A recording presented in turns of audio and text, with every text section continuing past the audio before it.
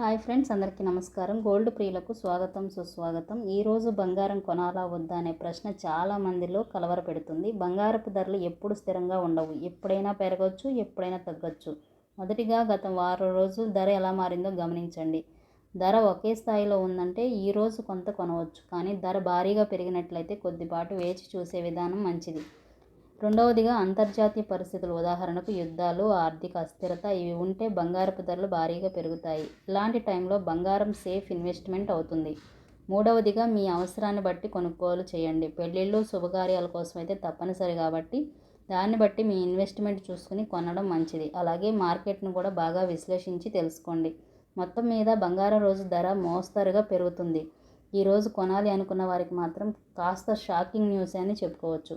కానీ పెద్ద మొత్తంలో కొంటే మాత్రం భారీగా నష్టపోయే అవకాశం ఉంటుంది.